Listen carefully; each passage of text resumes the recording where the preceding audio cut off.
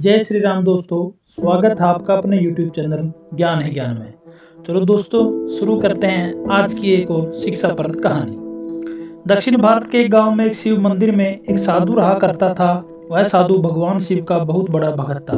वह मंदिर गांव में था, इसलिए साधु दिन में भिक्षा मांगने के लिए शहर जाता और जरूरत से थोड़ी ज्यादा भिक्षा मांगकर शाम को फिर से मंदिर लौट आता था। साधु अपनी मांगी हुई भिक्षा में से अपने जरूरत के हिसाब से अपने लिए रखता और बाकी का मंदिर की देखभाल और साफ सफाई में उसका साथ बटा रहे कामगारों के लिए खाने के लिए दे देता था। साधु अपने हिस्से का थोड़ा सा खाना खाता और थोड़ा सा एक टोकरी में रख देता ताकि बाद में खा सके। लेकिन साधु जिस कुटिया में रहता था उस कुटिया में एक चूहा भी था और वह चूहा साधु के खाने की टोकरी से हर दिन कुछ खाना चुरा लेता था।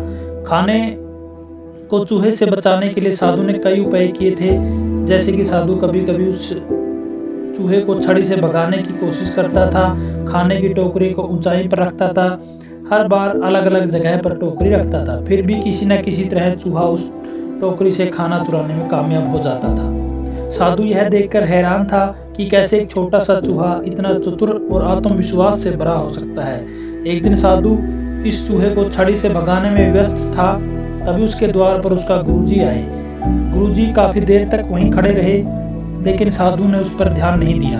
तब गुरु गुस्सा होकर यह कहकर जाने लगा कि अब आगे से मैं तुम्हारे घर कभी नहीं आऊंगा। तब साधु ने भागते हुए उन्हें रोका। साधु ने अपने गुरु से माफी मांगी और उन्हें चूहे का सारा प्रकरण समझा। चूहे के बारे में जानने के बाद गुरु ने साधु से कहा कि जरूर उस चूहे ने पहले से ही काफी सारा खाना जमा कर रखा होगा, इसलिए उसका आत्मविश्वास इतना पक्का है। जब किसी के पास संसाधनों की कमी नहीं होती तब यह विचार कि अगर वो किसी कोशिश में असफल भी हो जाए तो कोई फर्क नहीं पड़ेगा, उसे काफी दृढ़ आत्मविश्वास देता है। काफी सोच विचार करने के बाद साधु और उसका गुरु इस निष्कर्ष पर पहुंचे कि अगर उस चूहे का आत्मविश्वास खत्म करना है तो उसके द्वारा जमा किया गया खाने का भंडार उससे दूर करना होगा, फिर वह अपनी कोशिशों में कमजोर पड़ जाएगा। अगले दिन साधु ने चूहे पर नजर रखी। जब वह टोकरी में खाना चुराने के लिए आया तो चुपचाप साधु उसका पीछा करता रहा और आखिरकार चूहे के बिल तक जा पहुंचा।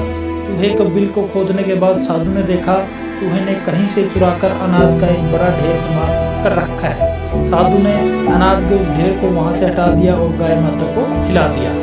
चूहा जब अपने बिल में आया तो उसने देखा कि उसके खाने का भंडार अब वहाँ नहीं है।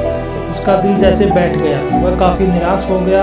उसे तरह तरह के विचार आने लगे, अब आगे उसका क्या होगा। नकारात्मक विचार उसके दिलो दिमाग में इस तरह से हावी हो गए कि धीरे धीरे वह अपना आत्मविश्वास खोने लगा। चूहा ने किसी तरह अपने आप को संभाला और फिर से साधु की कुटिया में खाना चुराकर अपना भंडार तैयार करने का निर्णय लिया। चूहा साधु की कुटिया में पहुंचा तो हमेशा की तरह साधु ने खाने की टोकरी कुछ ऊंचाई पर रखी थी, लेकिन अब की बार चूहा काफी धीरे धीरे और कांपते हुए उस टोकरी तक पहुंचा। वह टोकरी से खाना चुराना ही वाला था कि वह अचानक वहां से फिसला और जमीन पर आ गिरा। नीचे साधु अपनी छड़ी लिए खड़ा था।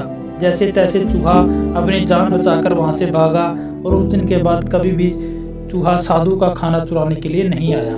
दोस्तों, इस मजेदार कहानी को अगर हम अपने जीवन के साथ जोड़कर देखें तो चूहे का जमा किया हुआ भंडार हम अपनी संपत्ति या बैंक बैलेंस के साथ कंपेयर कर सकते हैं।